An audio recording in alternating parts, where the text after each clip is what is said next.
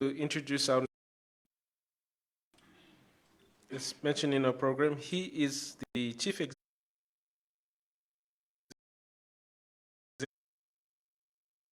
Executive Officer of Agri-Tech Organics Limited, Mr. Christopher Vagalia.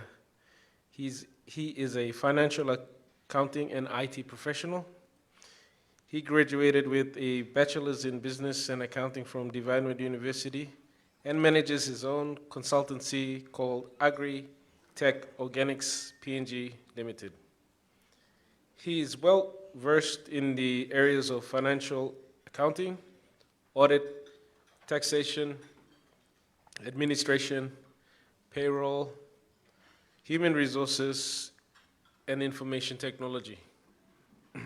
Chris leads his team of vibrant trailblazers in the development and research into blockchain, e-commerce, cloud solutions, web development, digital marketing, and other emerging technologies. He was sponsored by Deloitte and later worked with the firm for 3 years upon completion of his studies at Divinewood University.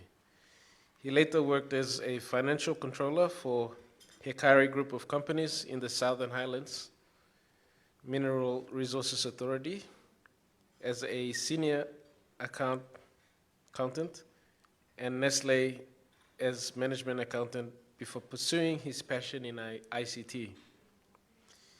As the CEO of Agri-Tech Organics Limited and an IT software development company, which he founded and managed. I'm proud to acknowledge our very own Bitcoin blockchain specialist and also a dear friend. I've known him since primary school, and he was my senior at the Divinewood University. Ladies and gentlemen, let's welcome Mr. Chris Vagalia. Thank you.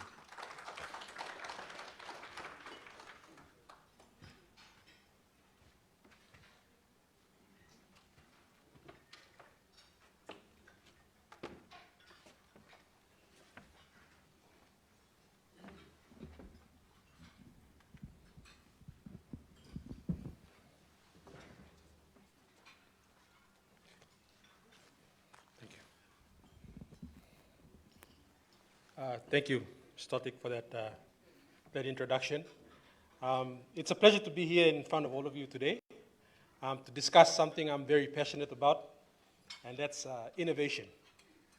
Now, throughout the course of this presentation, we'll go through basically what innovation is from my perspective as someone who operates within the innovation space, some of my own experiences, as someone who works within the innovation space, some of the technologies that we deal with, and some of the implications that come with innovation, and especially the work we do as auditors and as accountants. On the onset, one thing I have to stress here is that one thing that we should all come to an understanding of is that technology and innovation is constantly changing. So if there's anything that's definite, is that we are in a constant state of change. So with that, I want to welcome you all. I want to welcome all the participants and, of course, everyone online. And the title of my presentation for today is Transforming PNG. Can I take this mic off? I like to move around and engage with the audience. So the topic of my presentation today is transforming Papua New Guinea through digital innovation. ICT innovation, the future is now. So, as Stotic has introduced me as, I am the CEO of a company called Agri-Tech Organics, Papua New Guinea Limited. The company was started operation back in 2008, and some of the offerings that we deliver to our clients are e-commerce solutions, online shops, internet payment gateway integrations, server-side setups, and other emerging technologies. And one that we might just touch on briefly throughout the course of this presentation is one called blockchain. I'm sure many of you have heard the term blockchain. I think a number of our presenters made mention of that technology through in the previous presentation. So we'll touch a bit on that, and we'll speak a bit more about the mindsets that an entity, for example, will need to have in place in order to entertain some of these technologies. Because as we said, technology is constantly changing. And as people within, for example, the financial and accounting space, we need to be able to adapt to those changes if we are going to be sustainable as a profession. So this is very important, and these are very important discussions. Now, firstly, in order to understand what innovation is, or ICT, we need to define what innovation is, first and foremost. So the word innovation is derived from the Latin verb innova, which means to renew. In essence, the word has retained its meaning up until today. Innovation means to improve or to replace something, for example, a process, a product, or a service. So as I mentioned in my introduction, innovation involves a constant movement, a constant change in processes, in the way we do things in our organizations. Personally, from my experiences working in companies like Deloitte, I've seen a lot of change, especially in the way processes are managed and brought into the organization. Excuse me. I remember a time 10 years ago when I first started with Deloitte. And how many of you in this room have done bank reconciliations? I know most of you have, right? 10, 15 years ago, the process was pretty tedious, and it was quite tiring too, because most of the documentation that came in front of us was all a paper trail, right? So we had to manually enter some of those documentation into the accounting system. Fast forward 10 years, that process takes next to 5 to 10 seconds with the integration of accounting softwares that allow us to convert data from the bank statements to, say, for example, a .csv file, which you can then upload into our accounting systems. So you see some of the processes that we're referring to are part of this innovation and the changes that happen with technology. Now, innovation is a process by which a domain, a product, or a service is renewed and brought up to date by applying new processes, introducing new techniques, or establishing successful ideas to create new value. The creation, this is a very important part of this slide here. The creation of values is a defining characteristic of innovation. Innovation has to provide or add some value onto your processes. If it doesn't, then there's no point trying to spend millions or hundreds of kina into employing a technology, because it won't work. You need to be able to employ technologies that work within the context of what you're doing. And you need people within your organization to champion those technologies. So while on the topic of technologies, let's just define what technology is. ICT, Information and Communication Technology, is a broader term for information technology, or IT, which refers to all communication technologies, including internet, wireless networks, cell phones, etc. Information technology innovation is an enterprise. In an enterprise, involves using technology in new ways to create more effective organizations and improve alignment between technology initiatives and business goals. IT innovation can take many forms. And this is also very important because innovation is a continuously changing environment. And in a lot of the work that we do, innovation can come in many forms to address many different types of issues. So the creation of value is a defining characteristic of innovation. Now, some very important points with regard to innovation and ICT. First and foremost, ICT innovation can take many forms. That is a given with technology. Technology changes at a rate which is unprecedented.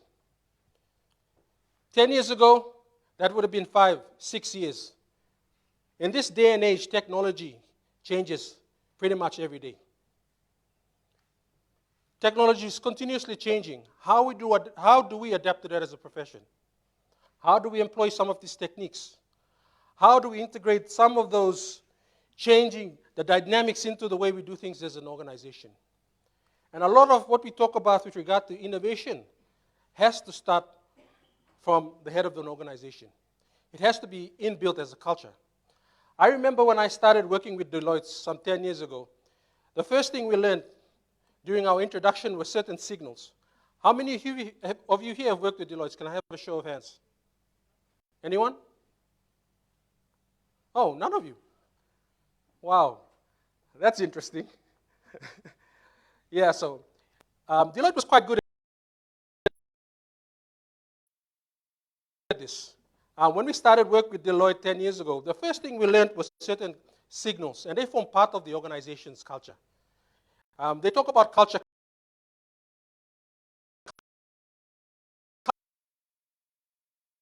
Culture is just visions of an organization which are embedded into employees, allowing them to work towards a certain direction, right? So some of the signals on one of them, well, my favorite one was the last one, which is have fun and celebrate. Have fun and celebrate. That was my favorite signal because that involved, after a hard week of working and doing audits and financial statements, we got to have boardroom drinks and have fun and celebrate. That was part of the culture. We were rewarded for the work that we did. Another one was recruit and retain the best. So these are some of the cultures that were embedded in the Deloitte culture back then. And with regard to technology and innovation, the one that comes to mind for me was continuously grow and improve. And that, for me, was their take on innovation. To continuously grow and improve. As human beings, we are creative creatures, right? It is a creative process, innovation. And in order for us to grow as human beings, we need to continuously learn and grow. It's been scientifically proven that the neurons in your brain start to interconnect when you learn something. This has been scientifically proven in medicine and in science. Now let me ask you this question. How many thoughts, and those of you who attended the CPA conference last week are not allowed to answer this one because I asked this same question to them. So how many thoughts do you think about every day? Anyone want to guess? Just make a guess. Yes, someone? Someone shouted something out there. Yes, at the back there? How many? Yeah, thousands. Well, the exact number is between 60 to 70,000 thoughts per day. Imagine that. Hence, we are creative beings. We are in a constant state of change. One other important fact, the thoughts that we think about today, 90% of them were the same thoughts we thought about yesterday. So what does that tell us? That we are essentially living in the past, right? If you're thinking about the same stuff, we haven't effectively grown.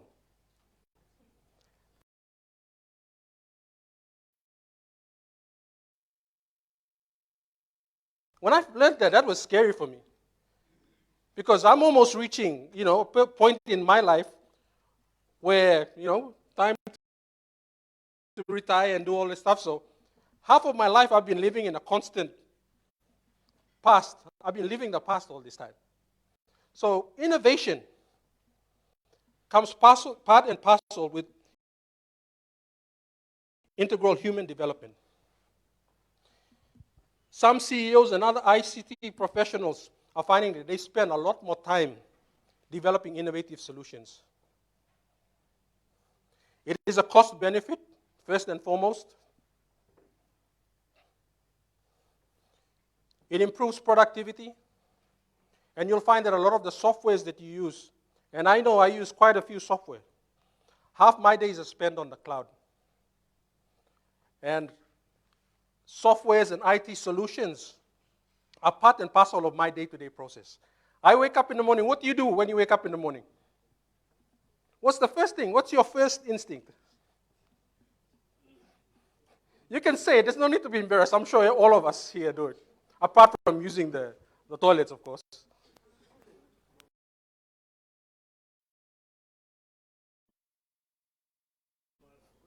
Mobile phone, Facebook, LinkedIn, Instagram.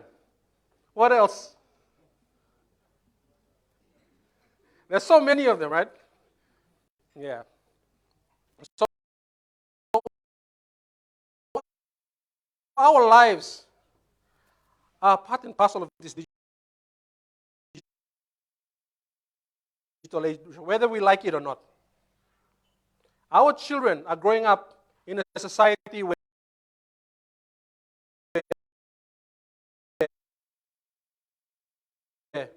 ICT is part of their normal day-to-day language. My children can hack into my computer, and I thought I was smart. That's how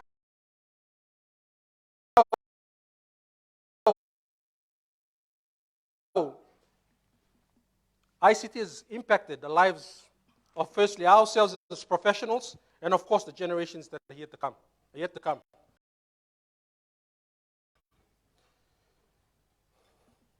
So information is a human-centered perspective and process. Again, technology, as many of our speakers alluded to, was just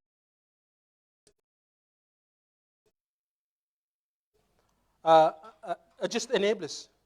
You can't really do much. You can have the best technology, the best software, the best forms of innovations and processes, but without the human touch, you will still be left in the dark in many areas.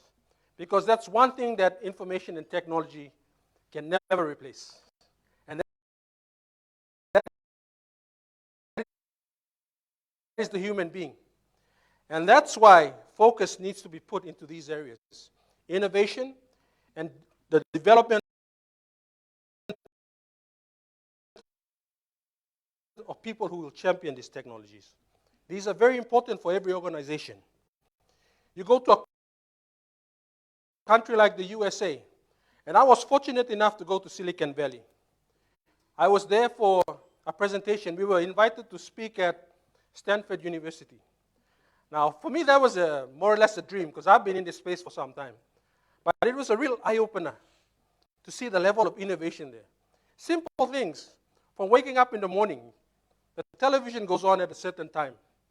You get an email, which is automated, telling you your presentation is going to be on in 15 minutes. And you get into, you've heard of, what's the name of that vehicle? Tesla, electronic powered cars. I was fortunate to get into one of those things. Totally self-driving, big computer screens, listen to whatever music you want. It was so comfortable, I felt as though I was reliving a Star Trek movie of some sort. But then again, one question that we need to ask is, of course the technology is good, but it's only as good as the people who run it. Is that correct? It has to add some value. It can be the best innovation and the best technology ever, but if it doesn't add value, what's the point, right? It's a waste of money and a waste of time. So those are some things at a higher level within every organization we must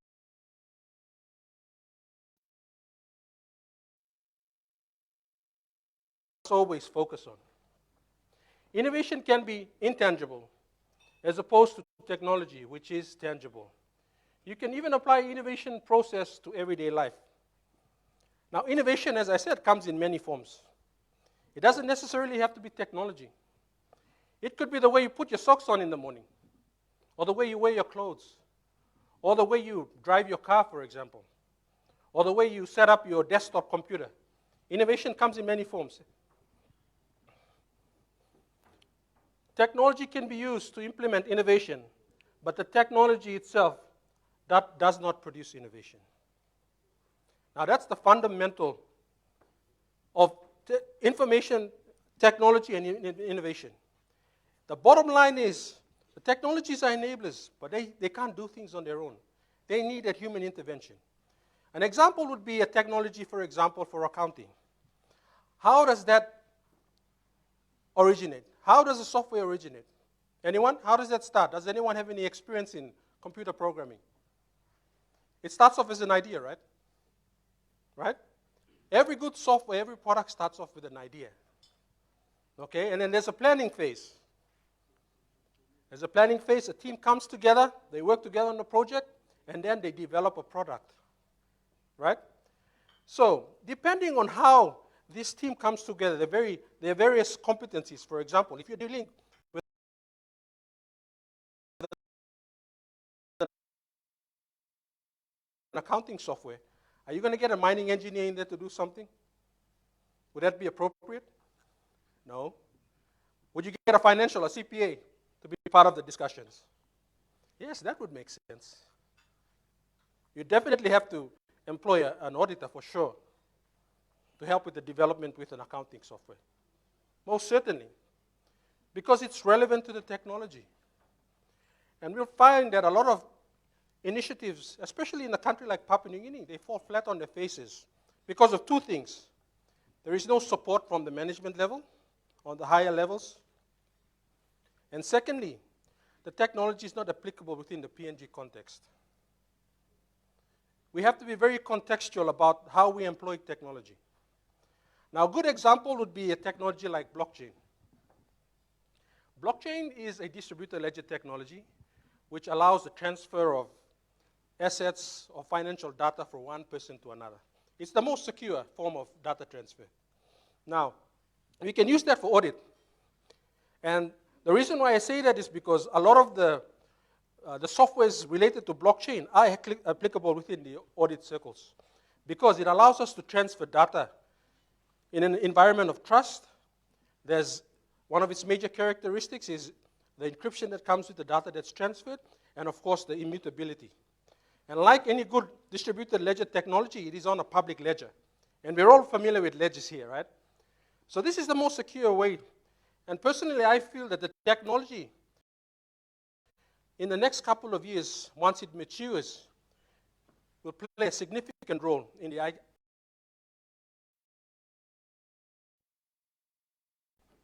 the accounting and auditing circles.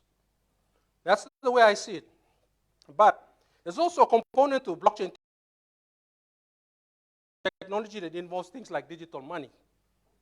Now, if you were to introduce that into a country like Papua New Guinea at this stage, would that work? Not necessarily. Firstly, because we do not have the regulation to support the adoption of things like cryptocurrencies.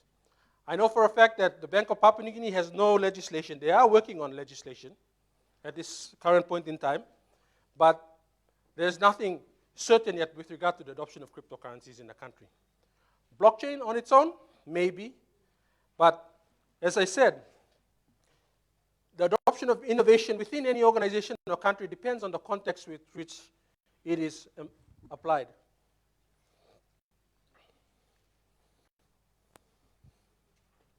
Why is innovation important? Innovation is important because it allows you, it gives you an edge over other competing providers of any service, of any product. That is the bottom line.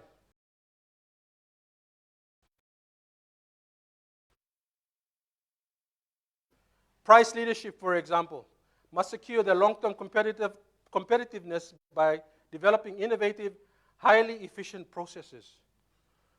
Process optimization and continuous improvement in terms of costs are important for them. The other one is a differentiating strategy. What differentiates your product from others? That's where innovation comes in. It could be in the form of changing the color of a certain product or improving a certain functionality. Okay? And you'll find that many startups, I know Papua New Guinea is not known for its startup, but you will see, you will start to realize that a lot of ventures that are taking place now within Papua New Guinea are small startups, fintechs, companies like mine, who are in the technology and innovation space. And a lot of the products that we build set to address Papua New Guinean problems. So many startups launch their activities by developing an innovative product or service. I'll give you an example of some of the stuff that we've developed and some of the other things that colleagues that I've worked with have developed. Now, one of the technologies that we focus on is e-commerce. Who's heard of e-commerce in this room? Okay. E-commerce is a $1 trillion industry worldwide. We haven't even touched the surface yet in Papua New Guinea. We haven't touched the surface yet. We haven't even scraped the surface yet. Now, e-commerce allows people to sell products online. It could be a product, a physical product, or it could be a software or a system or whatever the case may be. But a lot of countries around the world are utilizing that. And us at Agritech, we're able to develop those solutions. 10 years ago, maybe. But in this day and age, the technologies are here at our fingertips. We are able to draw from the vast technologies to develop a lot of these solutions. And we would be probably one of the first early adopters of not just cryptocurrencies, but internet payment gateways that allow us to transact online. So therefore, innovation is crucial for a developing country like Papua New Guinea. At the rate with which technology is changing, for us to be able to compete on a global scale, we need to be able to adopt innovation. How do we manage innovation? Now that is the question. Now in order for you to entertain the notion of innovation, you have to have a certain mindset. Personally, I look at the world differently. My perception of the world is very different to most people. When I see something, I see a problem that needs to be fixed. Sometimes it works against me because I overthink a lot of the things that I do. But that is just how my mind works. So some of the mindsets that one must have in order to embrace the innovation space, and the first one and the most crucial one is you must be willing to break some rules. You must be willing to challenge the status quo. With traditional approaches and conventional methods, you will often not get anywhere in the field of innovation. For me, it's insanity. I know many of you may have read this statement before, but it is insanity to continuously repeat the same thing day in, day out, year after year, month after month, and expect something to be different, a different outcome. It will never happen. Sometimes you need to break the rules. I found that as part of my formal employment as well, it was very constrictive because we were limited to do things, especially in organizations that I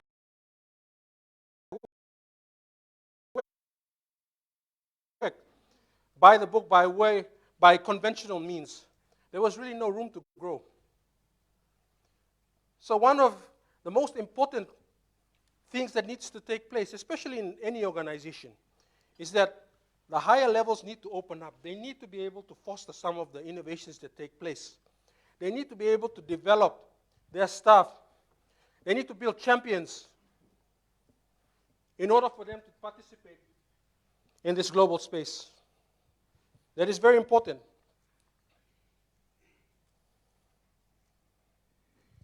The collection of ideas. Innovation projects constantly need new ideas to overcome obstacles, to change concepts, and to optimize strategies. As I said, technology and innovation is continuously changing. You need to be able to change with the times. That's why collecting ideas is very important. Now, in Papua New Guinea, I find that to be very difficult. Collecting ideas, and that goes hand in hand with working with people. How many of you found that to be true? It's very difficult to work and share ideas with Papua New Guineans. I think it's a cultural thing, maybe. I'm not sure. But that's a challenge. You'll find it in the office places. People keep to themselves. They may have a good idea, but they'd rather just hold on to it and let that idea die. And who knows, it could be the next big idea. You never know. So collection of ideas is very important. So we need to be able to foster some of those ideas and allow for them to grow naturally and to support them through either resources such as funding, etc., or training. You go to a company like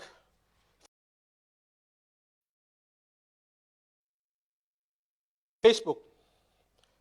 Now, Facebook is the embodiment of innovation.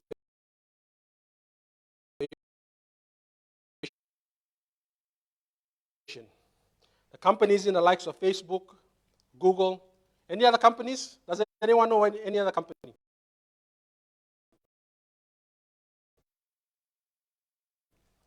Amazon? Yeah?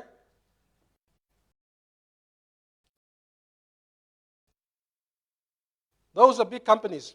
And you'll find with every one of these companies,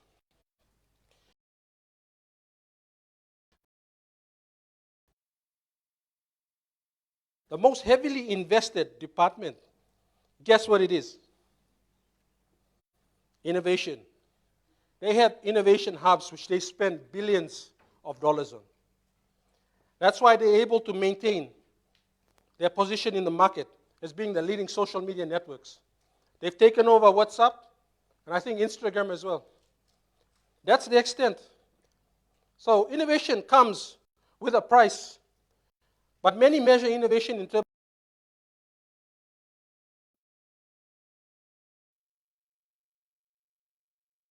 of the return on investment. Okay. When you implement an innovative product, discussions center around the return on investment of a particular product. And that's very important. Believe in the impossible. Now, I watched this documentary, I think a few days ago, and it was about JFK, the late president of the United States. I believe during his maiden speech, he told the American people, the USA will be the first country to put the man on the moon. He said that without having done any research. And then when he realized what he had said in public, he went ahead scratching his head. He's already planted a seed in the minds of his people.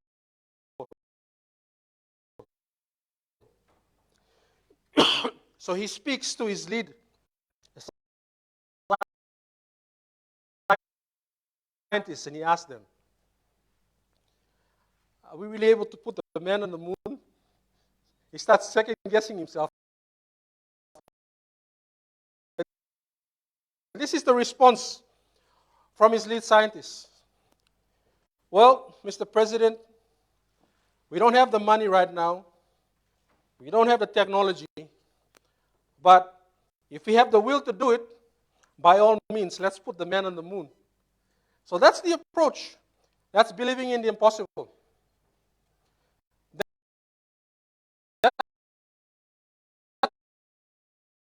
That's the type of mindset that we as leaders must employ. Another example is the 4-minute mile. Have any of you heard of the 4-minute mile? It's a race. It was made popular by a guy by the name of Roger Bannister in 1954. Now,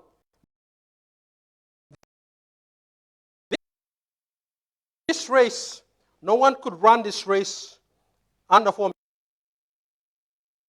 minutes. It was considered impossible. No one could do it. No one could run a mile in less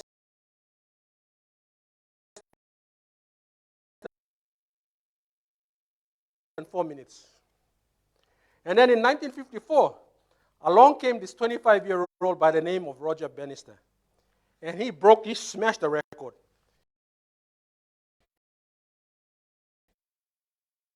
He was able to run a mile in 3.59 minutes.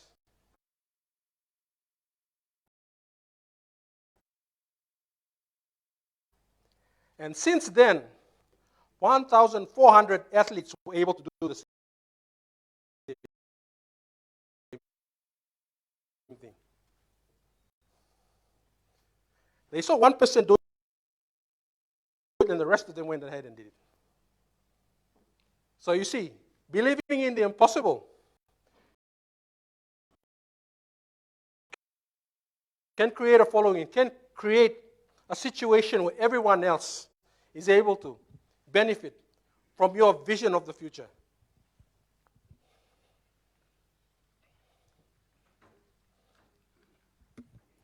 And I believe we spoke about this earlier on. The innovation team. Your team is vital to the implementation of innovation. Without a strong team, your efforts are futile. You will not achieve the desired results in any of your innovation initiatives. You must have a strong team. You must be able to put together an innovation team of individuals with different perspectives and thinking styles. This is very important. In a lot of the work that we do, I collaborate with a lot of people, with the people within the country and outside. I have a lot of partners abroad who work with me in a lot of the projects that I develop. And I found that to be very useful in the work that I do. Because I don't expect to know everything. We're not expected to know everything. But we are able to draw from the vast resources, not just within the country,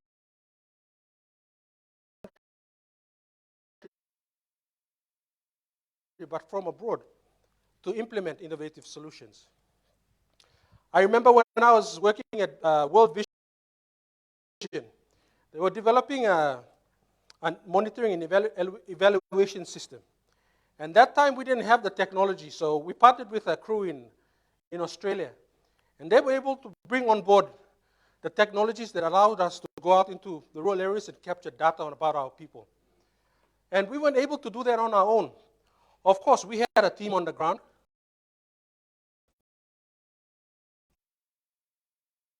And we had experts, people who understood the situation on the ground, especially within the PNG context. But they were limited because they didn't have the technology.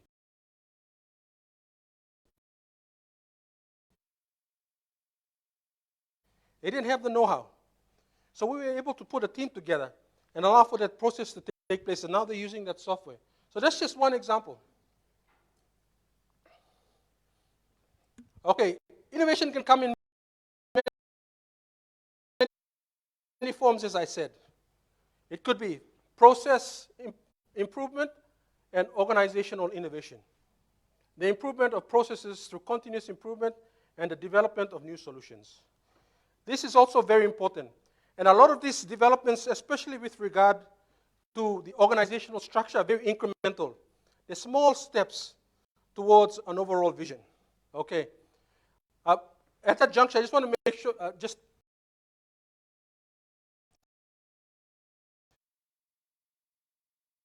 make mention that vision is very important. Vision and mission.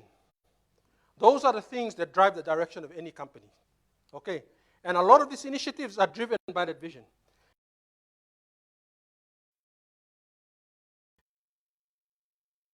As I said in my example, a lot of the time we are living in the past, right? 60, 70,000 thoughts every day. And most of those are the thoughts we thought about yesterday. So it's very important.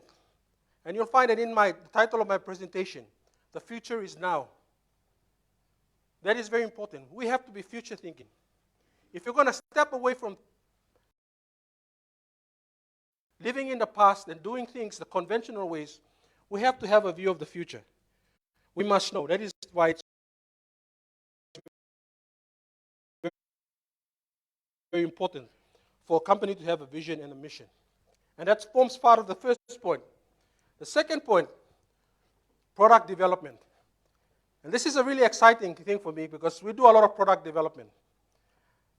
On our side, we deal with a lot of softwares, how to develop softwares, how to improve systems. But products don't necessarily have to be software or anything IT related. It could be a simple manner in which we file our documentation, right?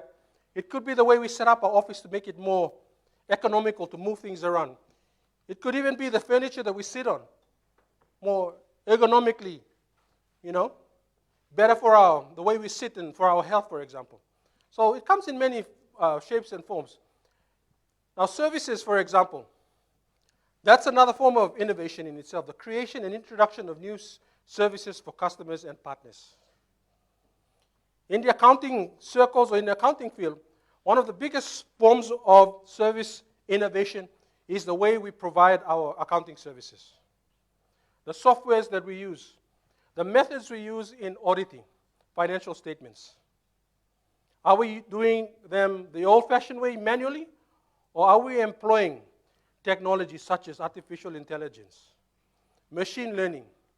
Are we employing those techniques in the work that we do to promote innovation, to promote productivity, to provide a cost benefit with regard to our services, products and services, and of course the business model. Business models are very important. The way we do things in our businesses, right? In this day and age, business models may take many forms. In the past, the predominant business model within the way we do our work is you provide a service and you get paid for it, right? You provide a service, you get paid for it. Now business models have shifted. With the advent of technology, we're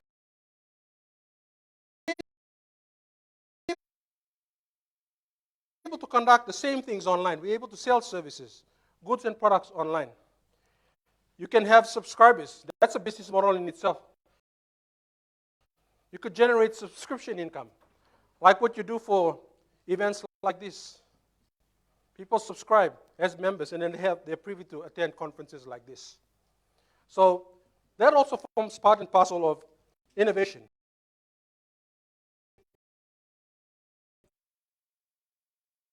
Digitization and digital transformation also require companies to rethink and develop new approaches. Last week, I was fortunate enough to speak at the CPA conference. And from a few years back, I remember they were not very technologically savvy or involved.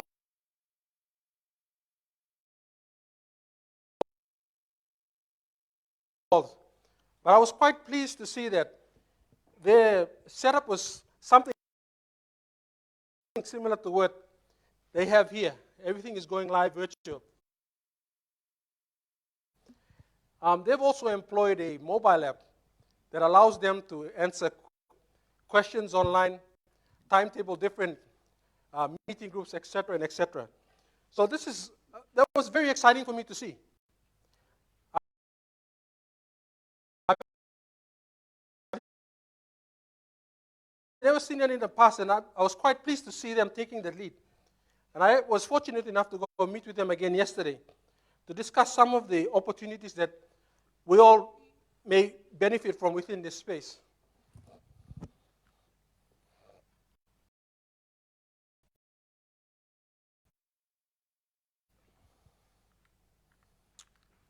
Now, this is very important, the degree in which innovation changes. Many companies focus on innovation. There are different degrees of innovation in every company.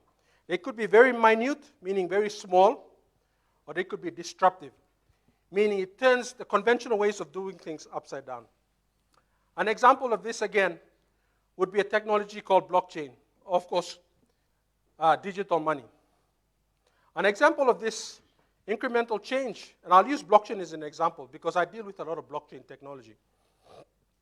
Just imagine a financial system turned on its heels. Right now, we're so familiar with the banking system, right? The banking system is set up in the way that we are we're third party to an account. Are you all with me?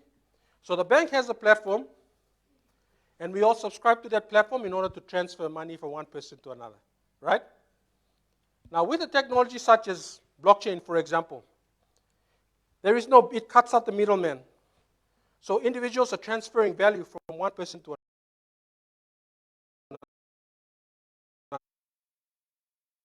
another. Now, that is a disruptive technology. It turns the normal financial systems on its heels because firstly, it is a new technology, and secondly, regulation that guides the manner in which we apply some of these technologies. So that's the difference. Another example would be, for example, the internet. Internet effectively killed the postal system. If you think about it, who sends mail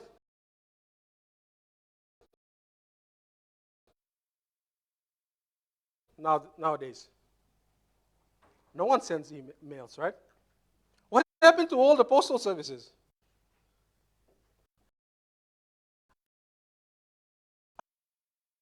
I don't send snail mail anymore. Because why would I when I have the internet, right? The internet allows us to send emails from one person to another in a matter of seconds.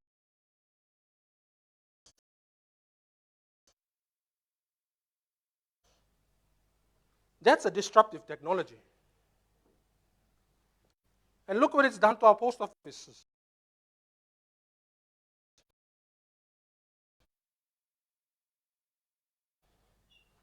Some of them are there gathering dust. Some of them have been forced to shut down because of this new technology.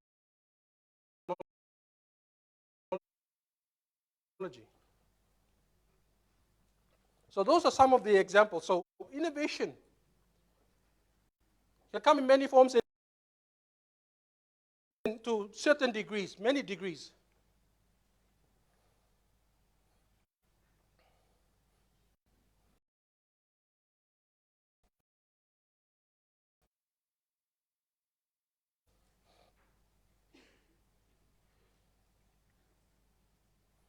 Okay. I just want to give some examples of some of the disruptive technologies that are out there.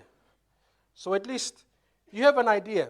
And one thing that I want you all to take away from this presentation is the fact that 80% of the solutions out there, or of the problems that you have out there, can be resolved using technology. Not all of them, but most of them. Now, some of the technologies that are out there now, 3D printing, that's quite big. They came out in around 2017. The second one there is 5G and improved connectivity. 5G is actually in country now. Did you know that? 5G is in Papua New Guinea. It's not being used, but I know for a fact that it's in Papua New Guinea. We're preparing ourselves to use the technology. It will involve faster speeds, faster capacity, and we have that technology at our fingertips now. Artificial intelligence and machine learning. Whether we like it or not, we are using that in a lot of the work that we do. Artificial intelligence and machine learning. With the aid of computers, what would have taken us hours to do, we can do them now in a matter of seconds. Computers, in effect, can do mundane tasks on our behalf, while we focus more on the value-adding side of things. Computers are able to do that. Artificial intelligence. Computers are starting to talk to human beings now. They can think for themselves. Not long, you'll be woken up by your mobile phone. Christopher, get up. It's time for you to go to work. That's the extent to it. There's a robot in America, I forgot what the name was. If anyone knows that name, please let me know after this. Sophia, that's the one. Sophia is a very interesting project. And if you speak to that robot, and if you've seen people speak to that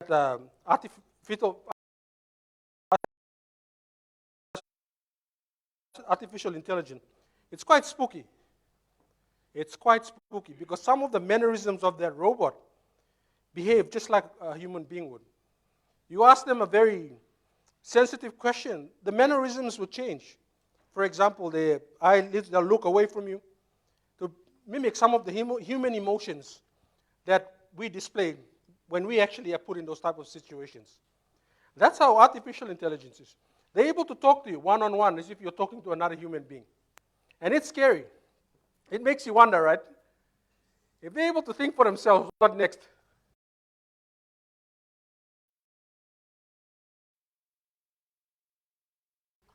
We might have another situation like what, the Terminator movie, right?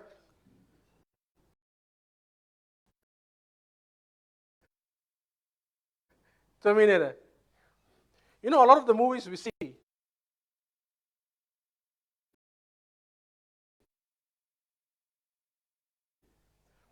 are just ideas, but they play out. They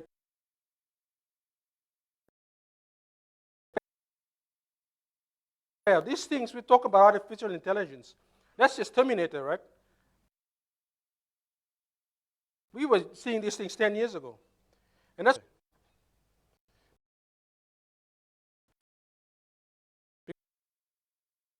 because, of course, thinking forward is very important. But what do you actually think about? Right? If it's something good that will help with productivity and with the work and humanity, that's good. But not everybody thinks like that, right? Some people are thinking of better ways to destroy the world. Yeah, that's true. That's very true. People are very creative beings, but some can be quite, destructive. Our minds, we only use 5% of our minds. Even up to 10%, you have people, geniuses like Einstein, but they haven't even utilized half of their brain power. So that's artificial intelligence. Automation and robotics. That's funny, that's the next one, because we were just talking about the Terminator. So there you go, robotics. Of course, automation comes with its advantages and disadvantages. Of course, the loss of jobs, with robots doing a lot of the manual labor, a lot of people are put out of jobs. So you have to be very conscious about how you employ technology, because it could be to the disadvantage of some of your human resources as well. So be very mindful of that. Cybersecurity advances. This is a really good one. And this is something that we're all familiar, it's been in the news. What's that? Our beloved Treasury, right? Hacked. They were using a technology called ransomware. Ransomware is a very interesting technology. It uses cryptocurrency and blockchain in the back end. It's an anonymous way of siphoning money from a person or an institution with complete anonymity. And I had that experience once too. I was auditing a company, and unfortunately I was using their Wi-Fi to access the internet. And because their system was not properly secured, my computer was infected with a ransomware. It was quite funny, really, because I was sitting on my desk, looking at the computer screen, and all of a sudden a black screen just rises up from the bottom. Like how you'd see at the end of a movie, when the credits come up. It makes its way up to the top of the screen and these words scroll across. You have just been attacked by ransomware. In order for us to decrypt your account or your computer, you will need to pay us X and X number of Bitcoins. It's happening. And I'm sure that's exactly what happened with the people there at our finance department. So, as I said, cybersecurity advances. These are very important things, because data, in this day and age, data is king. I'm sure you will all agree with it. Data is king. If you lose your computer as an auditor, as a financial accountant, that's it, right? If you don't have that backed up somewhere, you're in a world of hurt, right? Because that's all your hard work down the drain. So it's very important to be very innovative in the manner in which you protect your data. How many of your organizations here invest significant amounts into cybersecurity? Can I have a show of hands? That's quite scary. You see no one putting their hands up. But it is very important, and it's something for you all to think about. Be very innovative. There's tools and technologies out there that allow you to secure your data. Edge computing. This is quite a very useful one in Papua New Guinea. Or cloud computing. How many of you have your systems on a cloud? Show of hands. Okay, there's one person there. There's another one here. Cloud computing, I believe, is the future in computing in general. Why? It's cost-effective first and foremost. And especially now with COVID-19. We are unable to come together and work, so we will have to collaborate on some level. And cloud computing is the answer for that. I don't believe COVID-19 is the new normal. COVID-19 is just something that has happened that's affected the whole planet, unfortunately. But it is not the new normal. Technology is the new normal. If you think about it, COVID-19 is not a new normal. Of course, it's here and it's here to stay, right? But it's not the new normal. Half the time I'm sitting in front of a computer having meetings on Zoom. That's not normal for me, but that's new. So I define that as a new normal. When was the last time you had a face-to-face interaction with one of your clients in another province? In the last couple of months. COVID-19 has done away with all that. Most of us are sitting in front of our computers, developing those relationships with our clients, with our managers, with our staff. So it will not go away. So instead of dwelling on that, let's change our perspective on the current situation. I see it not as a problem. I see it as an opportunity. I see technology and innovation as the new normal. Virtual and augmented reality. There was an interview by the CEO of Facebook, I think last week, and he was talking about this, virtual and augmented reality. They were talking about Web 3, which allowed this technology to take place. What it involves is speaking to a person who's not in the same room as you, using holographics and virtual reality. So you'd have that human experience. Who's watched Star Wars? Remember how Obi-Wan Kenobi was speaking to Luke Skywalker? Using those holographics, holograms? In the next 5 years, that's going to be possible. You will sit on a table and there'll be a person sitting next to you. He won't be physically present, but you'll see him as if he's there sitting presently with you in that same room, using holograms and virtual and augmented reality. 5 years tops, that technology will be here. And then they will soon embed that into the glasses that we wear. So you can sit and have a meeting with your directors all over the world, just sitting here on one table by yourself, but you'll see all of them sitting around you to make that real experience. And that's where things like Web 3 come in that allow the technology to happen. Headless Tech. This is a really interesting one.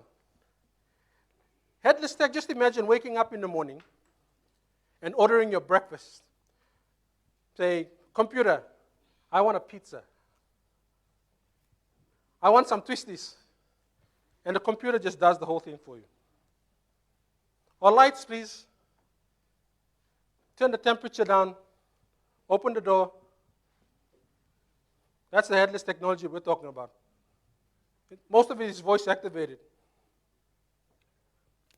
Another one is the rise of as-a-service computing. Who's heard of SaaS, S-A-S-S? Yeah? Software as a service, right?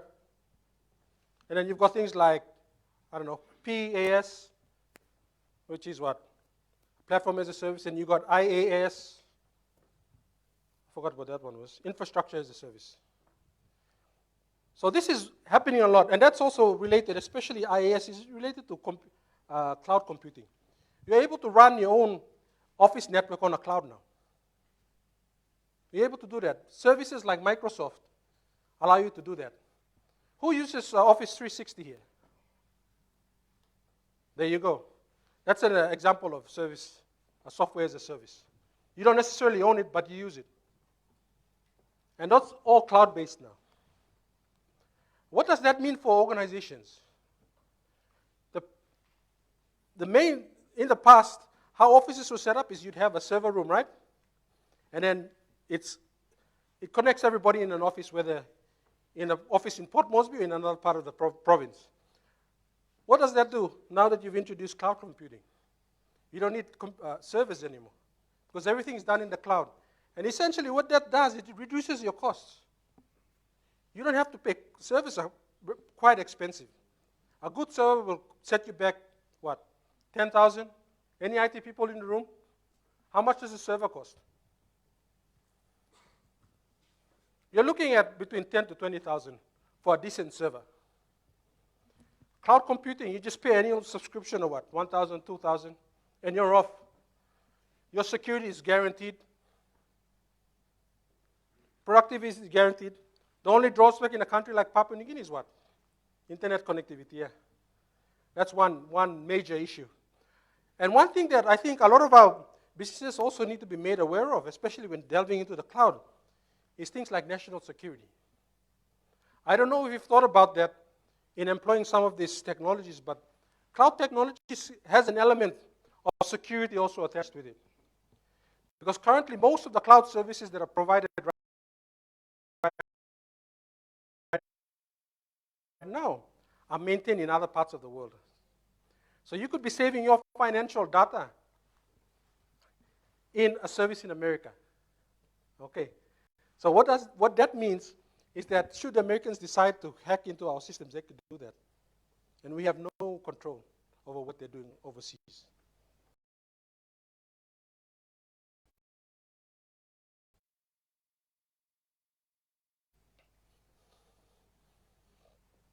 And of course, work from home revolution. We've seen that happen. Voice-activated searches, and of course, blockchain, cryptocurrency, and e-commerce. E-commerce is big. I'll give you some of the examples that we've actually dealt with. That's a bit of information about e-commerce itself. As you can see, these are some of the big players in e-commerce right now.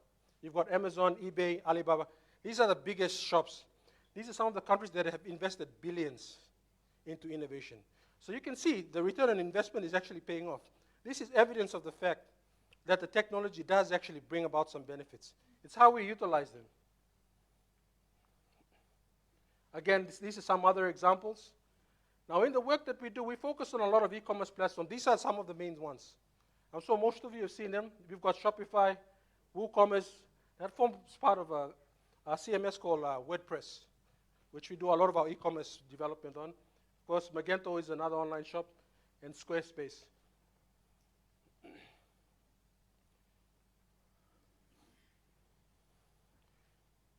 So with the rise of e-commerce and online innovations, given the large rise in e-commerce in recent years, many analysts, economists, and consumers have debated whether the online B2B market will soon make physical brick and mortar stores obsolete. A lot of our businesses now are considered brick and mortar because we're still operating the way things have been done 10, 15 years ago. And with the globalization of a lot of the technologies and systems, some of us will miss out. Okay, just some examples in Papua New Guinea. Right now, some of the e-commerce platforms that are being used right now, of course, Tapioca Delights. Who's ordered anything from Tapioca Delights? Okay, very nice. The system works. We've got ICA there. They're doing a lot of stuff using internet payment gateways. Our platform also has an internet payment gateway attached to it, and we built a number of other solutions. This one's an interesting one. How many of you have been to the RH supermarket and used their online platform? How many of you? Or do any of you know that there is an online platform for these guys? They do have an online platform. I've actually purchased things from here, from RH Hypermart. You can buy, because you can buy, they have a policy, right? You can't just go there and pay and get the stuff. You pay at least 24 hours in advance. But they have that service. All you need is a Visa card. You can simply go and pay. And one good thing about all of these products here is they integrate into a financial system at the back end. I know for our system, we're integrated into QuickBooks. So as soon as a payment is made, it's captured in the financial statements. And that has implications with things like audit now, because there's a clear audit trail, and the information just flows seamlessly. Okay, that's some more information. Currently, the only providers of internet payment gateways are these ones here. I use Stripe personally. I find it more user-friendly. It's an international payment gateway. Of course, BSP, they're good. They're good for our purposes, but I prefer that more.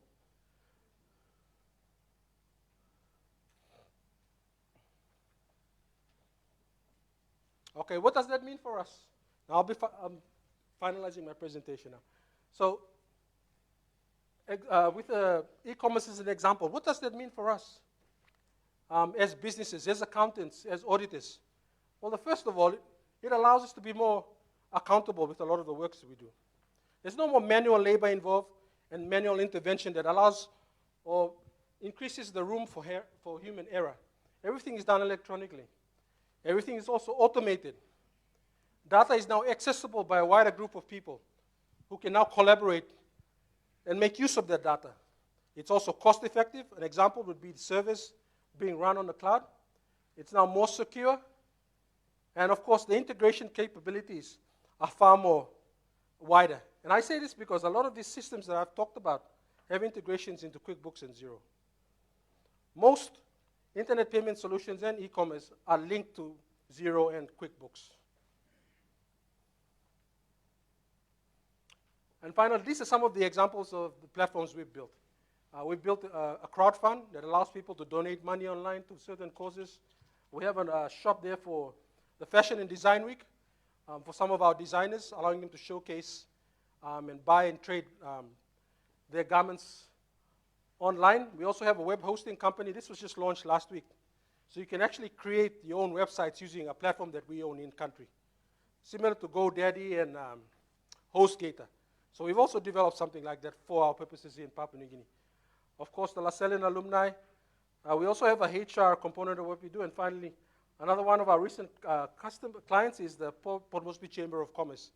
We built a subscription-based membership portal for them, plus other statistical data that's been embedded into the platform itself. So to conclude, finally, innovation is a constant state of change. The takeaway from this presentation is that we are constantly changing.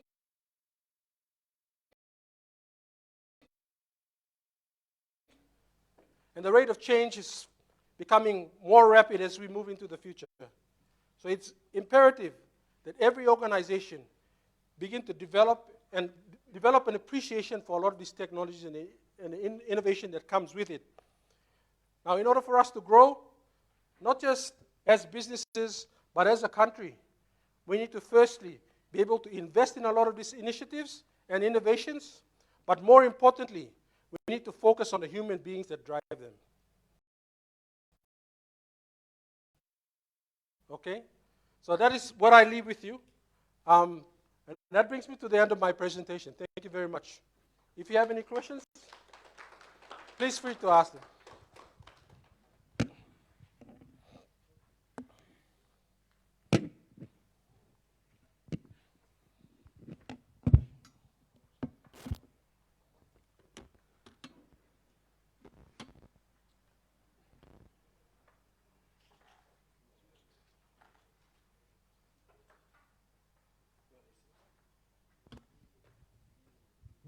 Thank you, Mr. Vagalia, for a very insightful presentation. You know, I'm happy to say, you know, this is the next PNG Bill Gates, huh? But we should be proud that at least a fellow Papua New Guinean who's really passionate about technology in this space, because there's not a lot of people, Papua New Guineans, I would say, that are driving this. You know, he graduated as an accountant, but now look at him, he's into the ICT space. So if you have any questions, we're happy to take probably one question. If there's something that's on your mind.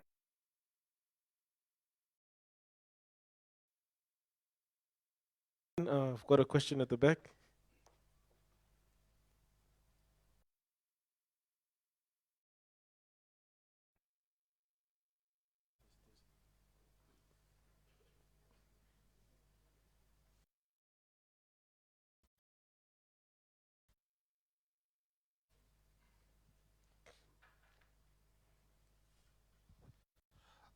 Thank you, Mr. Vagalia.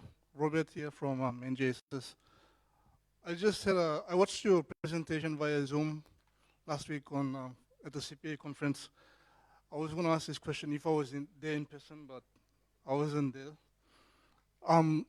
Since you're a trailblazer and a pioneer in the innovation space in PNG, I'd just like to ask your comment or your opinion on something. Since elections are around the corner, we had this thing about biometric voting system, which is a form of innovation. And you did mention something about technologies being relevant to PNG and in the PNG context. And we have this issue or potential impediment, our geography and everything that could be used as an excuse. But what's your thoughts? Is that feasible in PNG right now, or is it something for 10 years, 20 years down the line? Okay. Thank you for that question. That is a really good question. I've had these discussions before. But it's funny really how, services find it very difficult to get to our people in the rural areas, right? But come election times, you'll find the ballot boxes in those same places. it's quite, I find it very funny. But with regard to the technology in itself, the technology is already here. I'm part of a discussion with another ICT service provider in country who've already developed that system. They've got mobile, handheld devices similar to something that looks like a phone where you can just register yourself with your fingerprint. The technology is already here. I've also developed a solution using blockchain. Blockchain because it's the most secure technology I know of that can save our data, especially our identity. So we've developed all of these solutions, and we've had that discussion already. But I'm not privy to the discussions that are happening on the other side. They know of us, and we've presented some of these ideas to them. It solves the problem of people playing around with the voting numbers and altering numbers, for example. So the technology in itself is here. You can use the conventional ID systems that we use. That's the one that another group of Papua New Guineans have already developed. And you can use things like blockchain that run, for example, on a mobile phone or what they call dApps. I forgot what they were called now. Yeah, dApps. So you're able to use some of those things. So the technology is already here. I think a big part of the reason why they are not being employed at this very point in time, well, it's pretty obvious.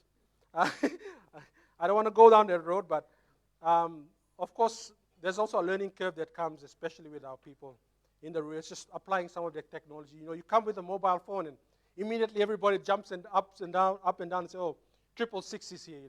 It's just the awareness and the understanding that comes with a lot of these technologies, and on top of that, just the political will to support. There's a lot of good ideas out there, but there's no support.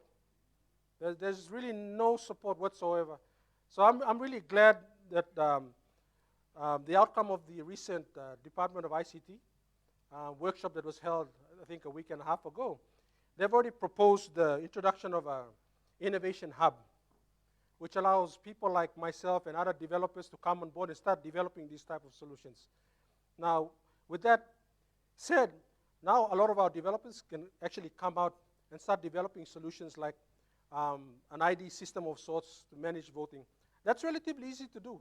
I was working on something like that 2 years ago. And some people even further than that in country. So your guess is as good as mine with regard to where some of the priorities are. But all I can say is the technology is here, it's ready. Again, it just needs that the type of support that it should be given to actually go nationwide and support these elections. Thank you. Good question. Any more questions? All right, before we go to this lady, I've got a question. Maybe I'll ask on behalf of some of our fellow auditors here. Are you or any of your colleagues able to develop, I think this is a question that I've asked when I joined this profession, is I've seen some tools, but more customizable, an internal audit program or a system or processor that builds the internal audit methodology, a system, again, like you mentioned about, it's seamless, makes it easier, more efficient, a system that can be allowed to help some of the work we do. Thanks. Yeah. That's a really good question to Stotic. Well, in other parts of the world, these type of technologies are already being used. So it's not a question about the technology. It's about the application of that technology within the PNG context. Because our situation in Papua New Guinea may be different from other countries, right? America, for example, Australia, they may have their own reporting requirements. They fall under their own regulations in those countries. So in order for us to develop a solution like that, first and foremost, the discussion needs to be had.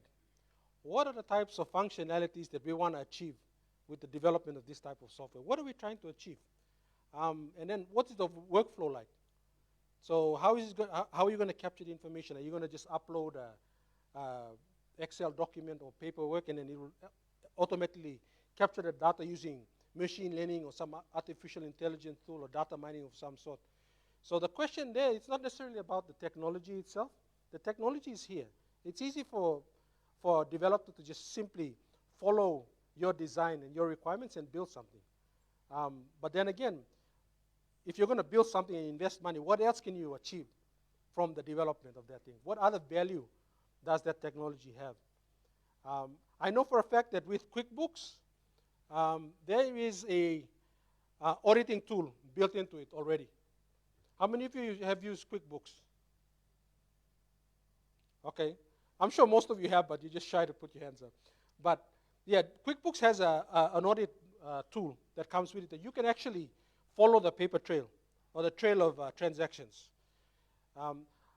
The reason why I keep talking about a technology called blockchain is because it is a very secure means in which to transfer data from one person to another. And it's one of the features that really interests me about it is its immutability, meaning once a transaction goes, it cannot be altered or changed. And that's very significant for things like audit. And also, you can also build things like KYC or AML. KYC is simply know your customer. So when a transaction is made, it cannot be reversed. It's captured in a secure place where no one can play around with the numbers per se. And also, you can also attach an identity of the person who actually did the transaction to it. So there's a paper trail. It cuts out a lot of the audit work and the manual work that we do, especially writing our audit papers and audit reports. Everything is captured one time, and then when you have to generate those reports, you simply press a button and the computer generates all that information for you. But yeah, just to answer your question, that's relatively easy to do. It just requires a concerted effort by those relevant stakeholders and those who are interested in getting the software up and running.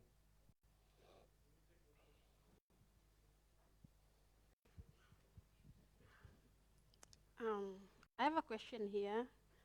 This is regarding cryptocurrency because I have no experience or I haven't been using that. So my question is, like the normal banking system, we usually, like you said already, we are the third parties to our account.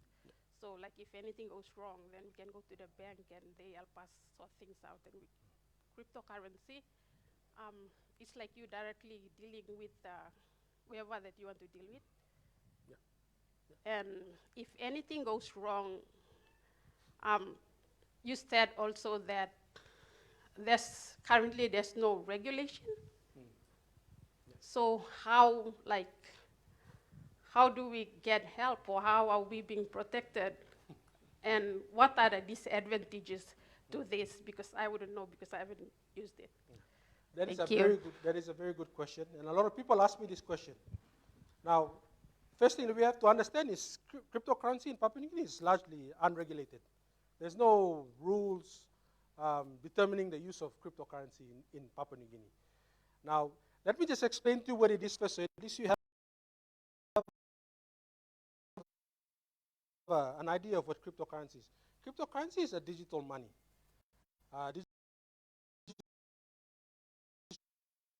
So it's a digital asset, but the underlying technology that drives it is what you call blockchain.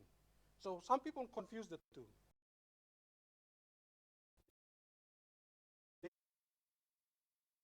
They may say blockchain and they may be making reference to digital currency, or they could be calling cryptocurrency and making reference back to the blockchain. They're two totally different technologies. Blockchain, just imagine this foundation that we're all sitting on. This is the blockchain. This is the foundation in which cryptocurrencies operate. Okay, it's just like Android. If you have an Android phone, the platform in which a lot of our apps that we download from Google Play Store sit. So cryptocurrency is just a... So we need to understand that first and foremost. Now, the difference between fiat currency and digital money is that, for example, cryptocurrency. Yeah. Cryptocurrency runs on a blockchain, and it is a decentralized ledger technology, decentralized distributed ledger technology, meaning it is not controlled by, say, any one bank.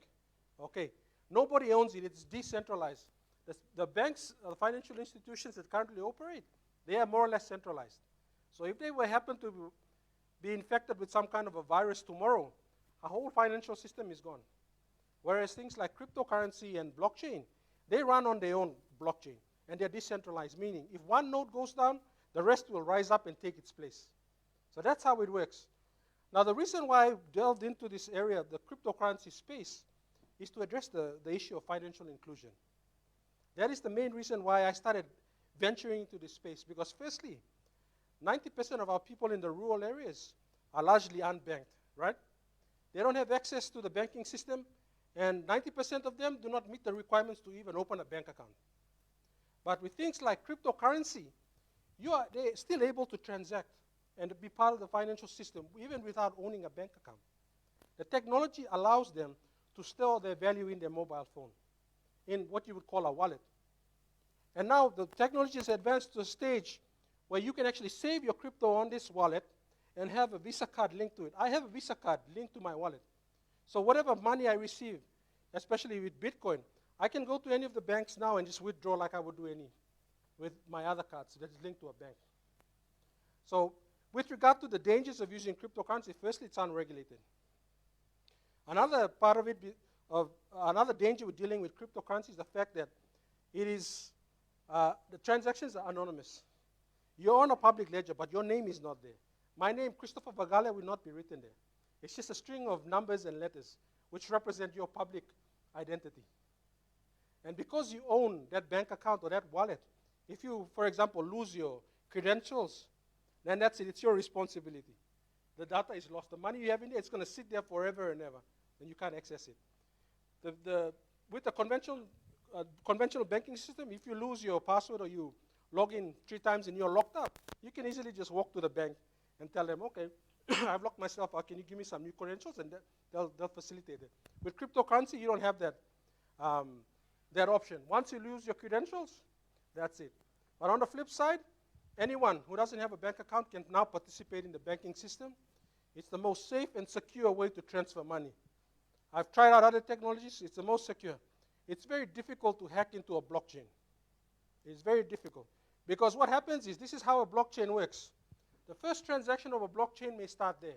For example, we're transferring this piece of technology around. So it starts from that young lady over there. She passes it to the next person. What the blockchain does is, the information that's been captured from that point to that young lady over there is all captured. Who used it, what time they used it, they all date and time stamped, and it moves to the next person. She may have it for several years. She may be doing some transaction using that same device. That's all captured. And then when she transfers it to the next person, all the information from what they call a Genesis block, which means the beginning, right? How the Genesis is in the Bible and stuff. Yeah, the beginning. So it starts from a Genesis block, and then all the transactions are gathered from one person to the next. So the person who's currently in possession of this will have their own transactions on the blockchain, plus transactions of everybody else. Now, how this was connected to money in the past was like this. And I'll use this as an example. I have a picture of an apple on my mobile phone. I have a picture of an apple, and this young man in front wants that picture. He thinks it's really cool. He likes the colors, and he wants to buy it off me. Okay, I send him a picture of that apple on my email and say, okay, that will cost you $10. So he gives me 10 kina, and I'll send him a picture of that apple. And he's really happy. He thinks he's the proud owner of a new picture of an apple. But is he the sole owner of that apple? That's the question. Can he say rightfully that he's the only person who has the picture of that apple? He can't say that. There is a problem of duplication. Because I may have sent it to him. I may go and speak to the next person and say, hey, I've got a really nice picture of an apple here. It's still in my sent items. I could sell it to him for another 10 kina. And I could go around selling that same apple to all these people. And they will all be thinking that they've got the unique picture of that apple.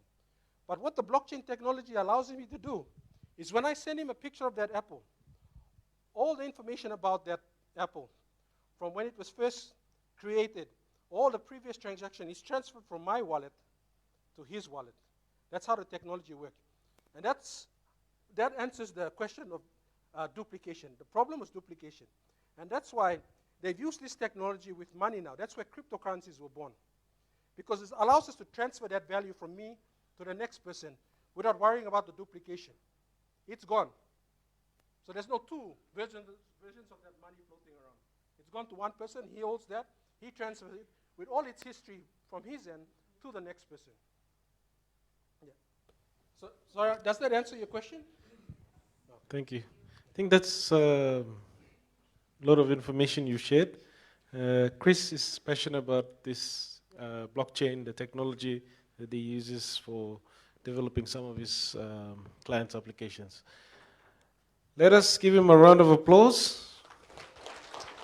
And thank you. I believe a token of appreciation, the gift bag, you already received it in advance, so thank you very much, Chris. Well, thank you, everyone. I guess we've gone over time again, so we can take a 30-minute lunch break, and let's all reconvene back here at 1:30. Thanks.